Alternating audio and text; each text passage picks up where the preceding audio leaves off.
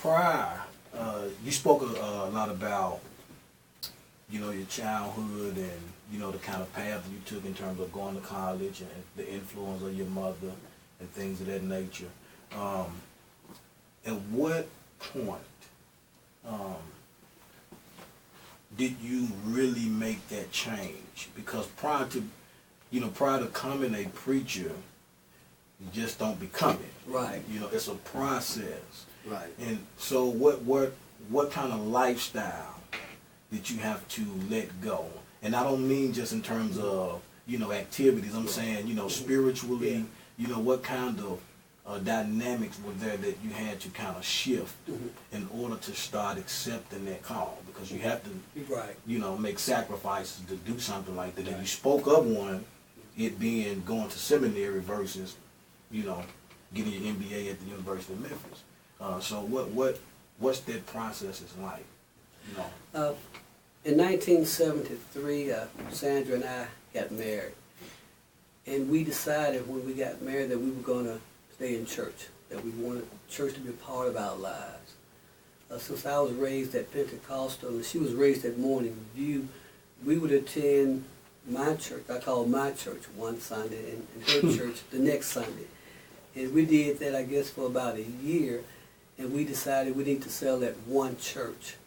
And we decided to stay at Morning View because Morning View was smaller. And for some reason I felt that I could be active at Morning View and contribute. Now at the time we got in church in 73, we were still partying hard every weekend. We were getting high every day, smoking marijuana, drinking, partying. But we came to church.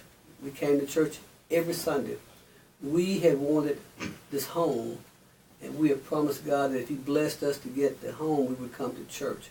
And so that got us in church, and we were there every Sunday. Even though we were partying and getting high, we would come to church. We kept our part of the bargain. Even though I didn't know at that time God don't make bargains. I thought I was making a bargain. But God gave us the house, and we got in church because that's all we promised God. I didn't promise God I was going to stop getting high. I didn't promise God I was going to stop partying. My promise was I'd get in church. And so I kept my part of the bargain. I got in church. But there's something about church. I found out if you stay in church long enough, church will get in you. And it didn't happen overnight. We were in church for several years, 4 or 5 years. And then I began to sense a shift.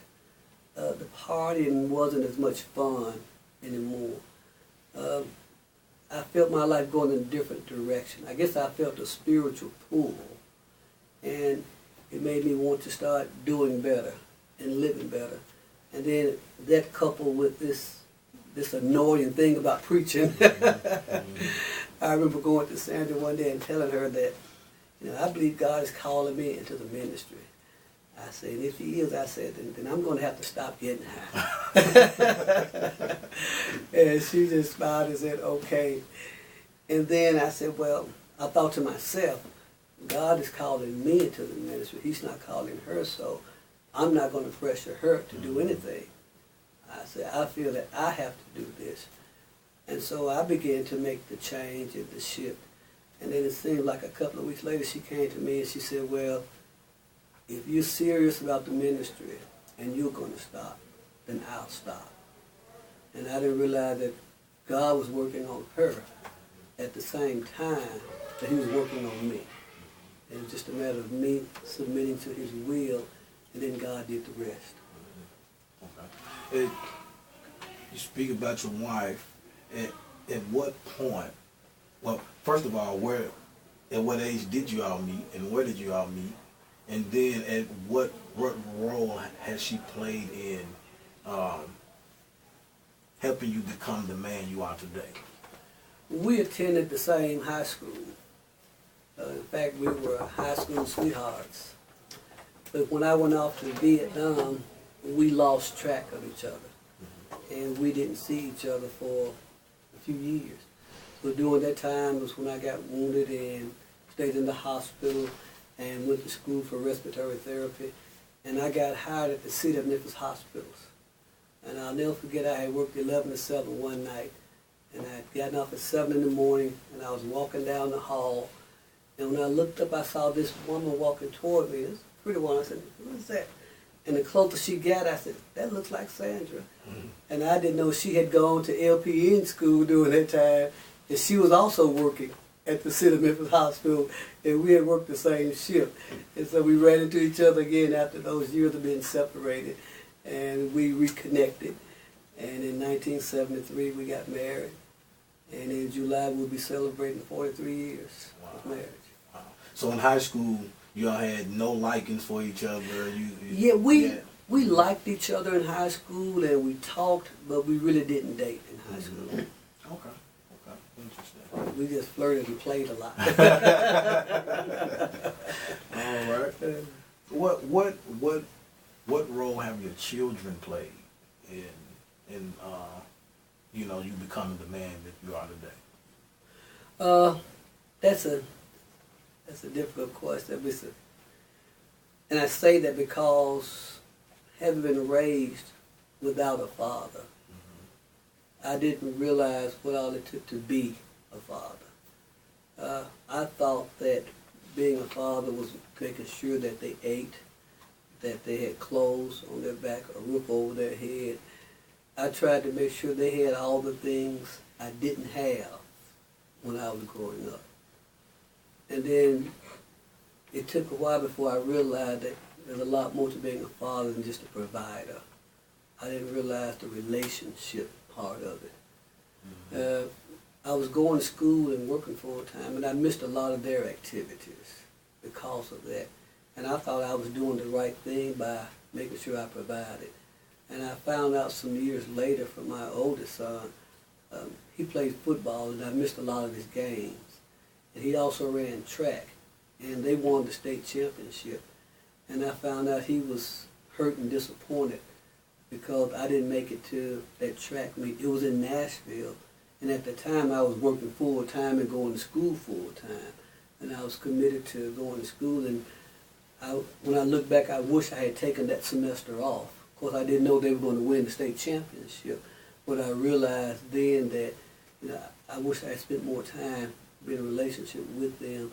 Now, when they were little boys, they went with me everywhere. Everywhere I went, they went. Every time the car cranked up, they went with me. I couldn't leave without them. And then when they became teenagers and started having their own friends and started to run around, I made the mistake of thinking, well, they're on their own and they don't need dad anymore because now they've got their friends and they're hanging out. But now I've come to realize that a child never outgrows the need for a father. Doesn't matter whether they're 2 or 20, they always need that relationship. I think that was interesting because that's definitely the role I saw in a man. You just, you pay the bills, and, you're just there, but you're not there though, into it. And I think, you have learned from that, which is a good thing, and you're giving that advice to young men. You're sharing that knowledge of how to be involved, with your children, and not just paying the bills and not just, feeding and things of that nature. It's about relationship, and I think that's a valuable lesson, that's being taught from you to young men. So it's not like you're not making up for that now in terms of, sharing that knowledge and how to be a father. So, I think that's a good thing.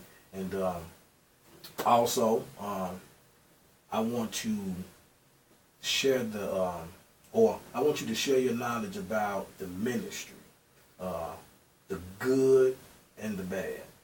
What advice would you give to young ministers, both male and female, about the ministry? First, let me say, you had asked a little while ago about the role of my wife as far as my ministry, and I wouldn't be where I am in the ministry without her support, without her being there, without her encouraging me and allowing me to be a minister. Because being a minister, and especially a pastor, it takes quite a bit of your time that I should be spending with her, time around the house. I have to use that time to go and take care of other people's needs, and sometimes it means looking past her needs. And that's one of the things I caution any young minister about is don't neglect your family. Make sure that you make family time. One of the things that I've tried to do is I say Mondays is her day. I give her whatever she wants to do on Monday, that's her day. If she wants to stay in bed all day, then we stay in bed. If we go out, we go out. But I don't do visitations on Monday. I try not to do much studying on Mondays. I try to give her at least one day that's her day, because I found out that the congregation will take up all of your time if you allow them. And of course my job is to minister to their needs, but not to the neglect of my family. And so but there's nothing I'd rather be than a minister. It's rewarding, I enjoy it. Anybody who's not willing to sacrifice shouldn't be in the ministry, because I view a minister as a shepherd. And a shepherd has one job and one job only, and that's to serve the sheep. The sheep never said thank you. The sheep don't ever celebrate the shepherd.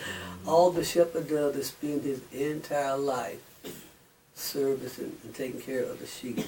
And that's the role of a pastor, to take care of the sheep. And so if you're not willing to make a sacrifice, then you shouldn't be in the ministry. Well, thank you for making me look bad, because I don't give my wife one day out of the week. But maybe I learned to start doing it though. But I think that's interesting, because I just got through with a class in school that is geared towards burnout in ministry. And a lot of people think, I know my example of a pastor was, you need to be at church all day long, every day, 7 days a week, even if it meant neglecting your family. And a lot of marriages end up in divorce, and and at the hands of the ministry, for having a misunderstanding of how to prioritize your time. So you said 40 what years of marriage? 43. 43 years of marriage. What in the world did you all do to stay married that long? What's the secret? I know a minister just made a joke about dropping the wife off in China and then getting back, going to pick up 50 years later, but apparently you didn't do that. So what's the secret?